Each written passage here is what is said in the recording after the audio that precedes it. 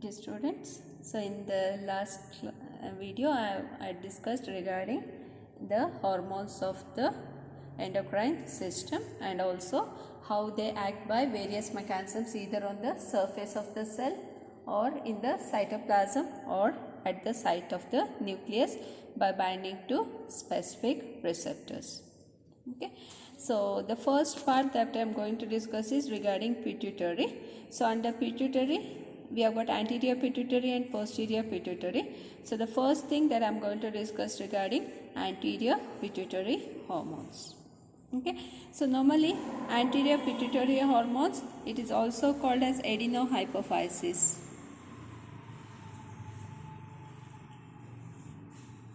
Called as adenohypophysis. Earlier it was known as master gland because it is to control all the endocrine system, but now it is not called as the master gland. Okay, so this hormone is responsible for regulation the various functions of the body, and these hormones are normally peptides. They are usually peptides and they act on extracellular receptor. Okay, so the extracellular receptor normally indicates the receptor that is present on the surface of the cell membrane. Okay, and the action of this receptor or the hormone activity is controlled by hypothalamus. It is controlled by hypothalamus either by releasing hormone or inhibiting hormone.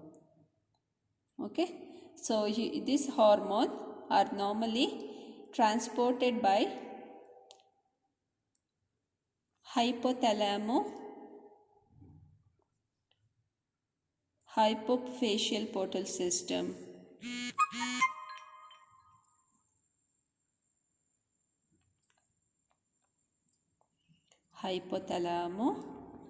Hypophyseal portal system.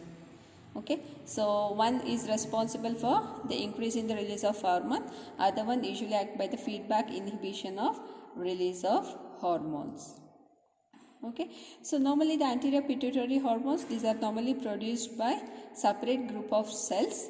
Okay, and they act at various sites of the body.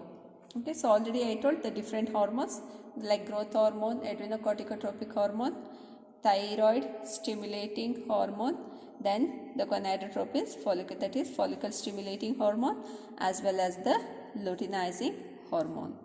Okay, the first hormone that I am going to discuss here is the growth hormone. Growth hormone. So anatomy, physiology also under the endocrine system we are studying about this hormone.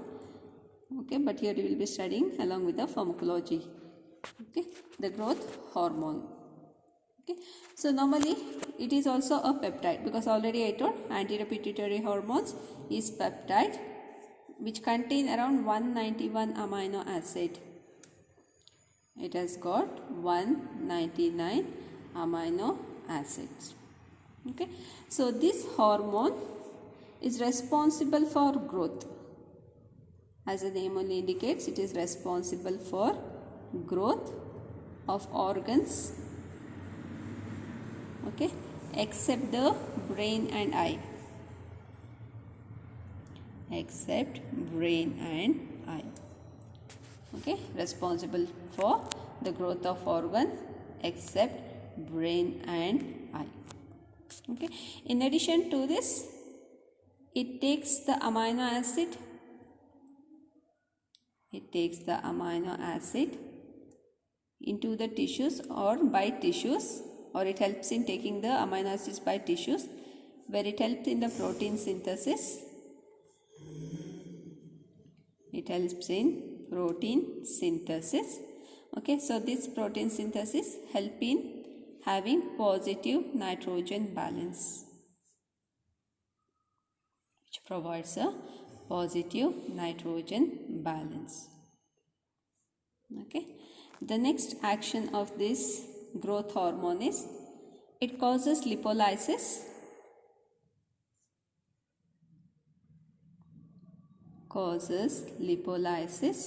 Okay, lipolysis normally indicates breakdown of lipids and reduces the glucose and reduces the glucose uptake by the skeletal muscle. Reduces the uptake of glucose by skeletal muscle. Okay, so normally these actions is usually mediated by insulin like growth factor. Insulin like growth factor, which is produced by the liver.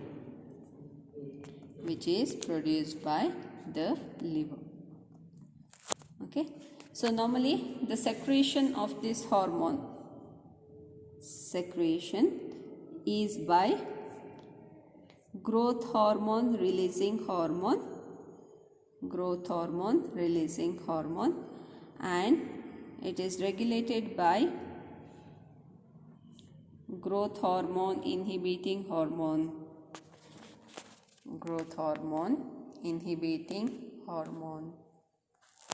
Okay, that means whenever there is decrease in the growth hormone, decreased growth hormone will stimulate hypothalamus. Okay, so this hypothalamus will release growth hormone releasing hormone, which acts on anterior pituitary gland, okay, to cause the secretion of growth hormone. So there will be increase in the growth hormone level. Okay, so this again when it decreases, okay, when it is increased, there will be activation of growth hormone inhibiting hormone. So this act on the hypothalamus, which tend to stimulate this growth hormone releasing hormone. Okay, so this is regarding the actions or the functions that is normally mediated by the growth hormone. Okay, so normally here what happens is the decreased growth hormone level usually causes pituitary dwarfism. It causes pituitary dwarfism, where increase in growth hormone causes gigantism, okay, and acromegaly.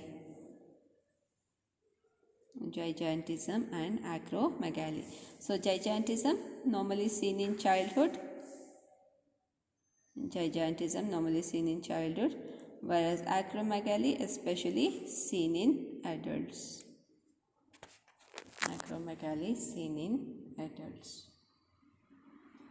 Okay, so coming to the uses of this growth hormone. Okay, so normally it is used in replacement therapy.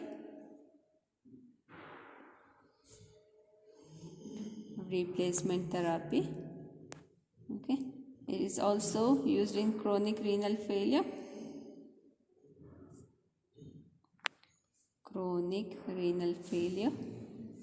And catabolic conditions.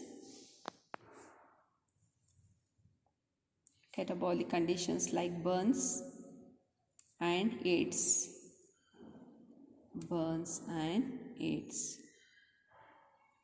Okay, so that means replacement therapy is whenever there is decreased synthesis of growth hormones in the body at that particular time, it is most commonly used. Okay, so you have got the synthetic form of this growth hormone preparation. The first one is mecasermin.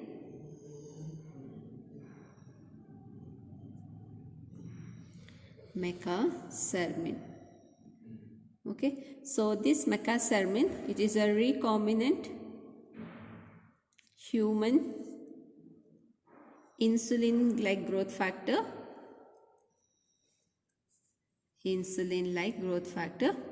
Which is used in insulin growth factor 1 deficiency.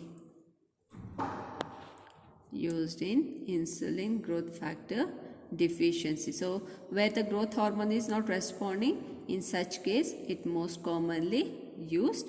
Okay, but the common adverse effect of this is it causes hypoglycemia.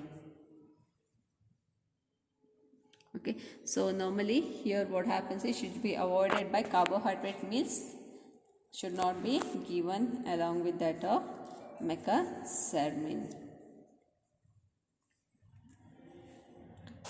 Okay, the reason is carbohydrate normally increases the blood sugar level, but when you give along with this, it normally causes decrease in the blood sugar level. Okay, the next one is agent that we are going to discuss is somatostatin.